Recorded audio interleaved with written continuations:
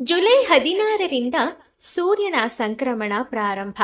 ಈ 3 ರಾಶಿಯವರಿಗೆ ಅದೃಷ್ಟದ ಹೊಳೆಯೇ ಹರಿಯಲಿದ್ದು, ಇವರಿಗೆ ಒಳ್ಳೆಯ ಸಮಯ ಇನ್ನು ಮುಂದೆ ಶುರುವಾಗಲಿದೆ ಎನ್ನುತ್ತದೆ ಜ್ಯೋತಿಷ್ಯ ಶಾಸ್ತ್ರವು.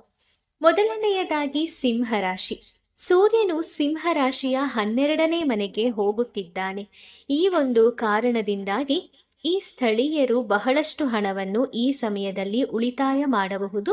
ವಿದ್ಯಾರ್ಥಿಗಳು ವಿದ್ಯಾಭ್ಯಾಸದಲ್ಲಿ ಮೇಲುಗೈ ಸಾಧಿಸುತ್ತಾರೆ. ವಿವಾಹಿತರ ಜೀವನವು ಸುಖಮಯವಾಗಿ ಇರುತ್ತದೆ.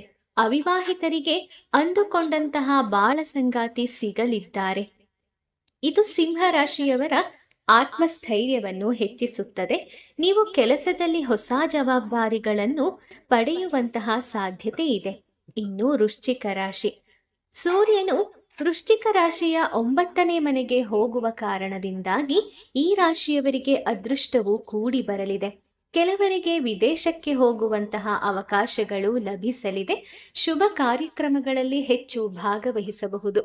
ಈ ಅವಧಿಯಲ್ಲಿ ನೀವು ಕಠಿಣ ಪರಿಶ್ರಮದ ಸಂಪೂರ್ಣ ಲಾಭವನ್ನು ಪಡೆದುಕೊಳ್ಳಲಿದ್ದೀರಾ. ಇನ್ನು ಸಮಾಜದಲ್ಲಿ ನಿಮ್ಮ ಖ್ಯಾತಿ ಮತ್ತು ಗೌರವಗಳು ಹೆಚ್ಚಾಗುತ್ತದೆ. ಇನ್ನು ವಿದ್ಯಾರ್ಥಿಗಳು ಪರೀಕ್ಷೆಯಲ್ಲಿ ಉತ್ತಮವಾದ ಅಂಕಗಳನ್ನು ಗಳಿಸುವ ಸಮಯ ಇದಾಗಿದೆ. ಇನ್ನು ಕೊನೆಯದಾಗಿ ಮೀನರಾಶಿ. ಸೂರ್ಯನು ಮೀನರಾಶಿಯ 5ನೇ ಮನೆಗೆ ಹೋಗುತ್ತಿದ್ದಾನೆ. ಈ ರಾಶಿಗೆ ಇದು ತುಂಬಾ ಅದ್ಭುತವಾಗಿ ಇರುತ್ತದೆ. ವಿವಾಹಿತರು ಮಕ್ಕಳಿಗೆ ಸಂಬಂಧಿಸಿದಂತಹ ಒಳ್ಳೆಯ ಸುದ್ದಿಗಳನ್ನ ಕೇಳಬಹುದು. ಇನ್ನು ಮದುವೆಯ ವಯಸ್ಸಿನ ಮಕ್ಕಳಿಗೆ ಅಂದುಕೊಂಡಂತಹ ಬಾಳ ಸಂಗಾತಿ ಸಿಗಲಿದ್ದಾರೆ.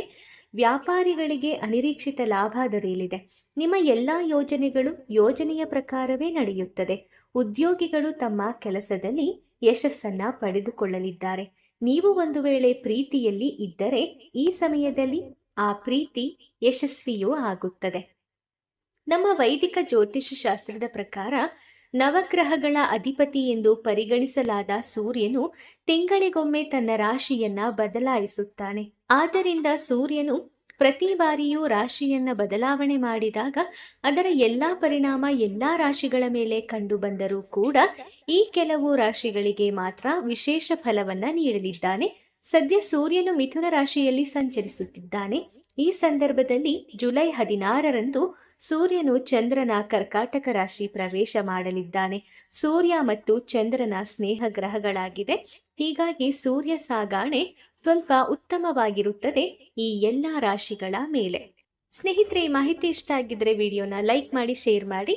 ಹಾಗೆ ಇದೇ ರೀತಿಯ ಆಸ್ಟ್ರೋ ಇನ್ಫಾರ್ಮೇಷನ್ಗೋಸ್ಕರ ನಮ್ಮ ಯೂಟ್ಯೂಬ್ ಚಾನಲ್ಗೆ ಸಬ್ಸ್ಕ್ರೈಬ್ ಆಗಿ. Thank you.